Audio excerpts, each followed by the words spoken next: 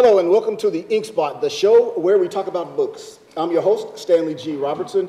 Today on the show, we're going to be discussing the book entitled Beyond Ebonics.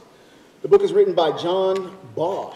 The show is coming to you live from Chicago State University as part of the Hot Topics series. I contend that we have not had the opportunity to do these things every single day. What accounts for the internal looking down on black people that speak proper English? I can distinctly remember many instances, being young, say I went to the Y or whatever, and people say, oh, you talk white. That doesn't come from outside. That doesn't come from anyone else. Someone is saying because you speak proper English is considered talking white. That's not outside. That's not a mixture of language. That's an issue within our own community to be addressed. Your point is well taken. What happens is we have children, as well as adults, have to adapt and adopt a W.E.B. Du Bois framework of wearing the veil, where we have to be one person around certain people and a totally different person around others. You seem to agree with what Gavin is saying. 100%, because instead of calling it Ebonics, I'd call it bullcrap. Okay. I mean, that's just the, I would just call it a bunch of crap. But the intent of coming up with the name Ebonics was good, in my opinion. The intent behind it, you're trying to find a way to deal with the problem. You're trying to justify bad English. So that's what you're justifying poor English with Ebonics, because there is a misnomer that the majority of people out there who are African American speak that way, and that is not necessarily true. Garrard is saying that Ebonics is a fiction, it's a myth. But in your opinion, assume for a moment, and we'll get back to your argument that Ebonics is a myth, but assume that Ebonics is in fact something valid. Okay. Are you saying that Ebonics is good or bad in terms of black youth speaking Ebonics, and not just youth, but black folk in general? I just don't think it has any part of, I just don't see why it would be a part of our culture. Why are we dumbing down African Americans? Is Ebonics a dumbing down of the English language? It's just less than standard. Someone who uses Ebonics is not necessarily dumb. Right. So is Ebonics dumbing down the English language? I think it's less than standard. As far as it being a dumbed down form of English, I don't agree with that. I believe it's a dialect that is valid, that families in the United States use to get certain points across. I think if you can code switch, that's good. But let me give you a quick example. Geneva Smitherman, who I believe was at Wayne State University, she's one of the foremost authorities on Ebonics. If a black woman says to her child, son, why did you go there? That's considered standard English. But when a black woman says, son, what you go there for? That means so much more than why did you go there? I have a problem with this whole concept of universal black English, or even it being a dialect, because that assumes that there's this universal black culture. It doesn't take into account the diversity within the black community. Black people in, say, Alabama are going to use a different dialect, if that's what you want to call it, or a different substandard English than black folks in Harlem.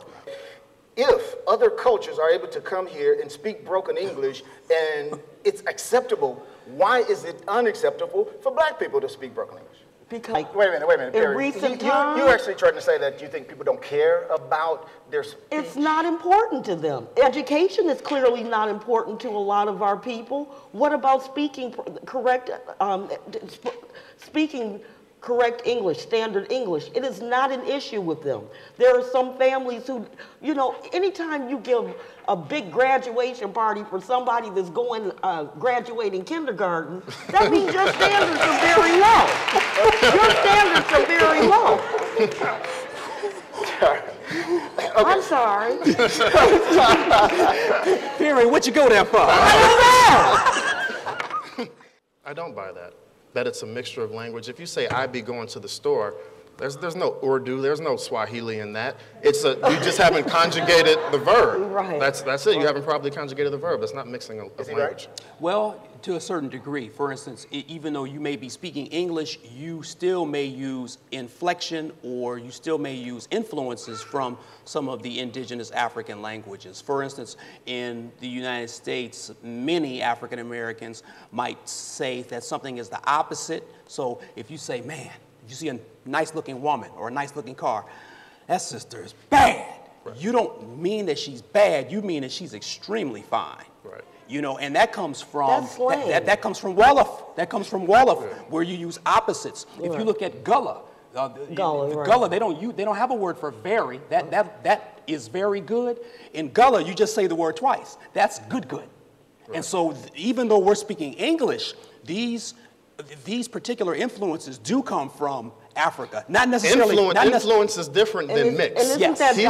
You're saying the continuum of time doesn't matter. No, I'm not saying it doesn't matter. What I'm saying is the time is short in terms of a development of a language. We've only been out of slavery and been out of oppressive areas since the 1960s. This is 2010.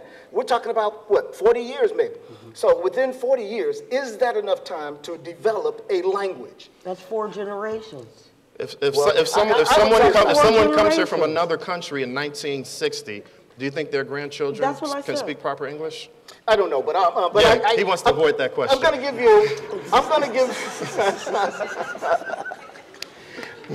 you the last word on this and move to another topic. Go.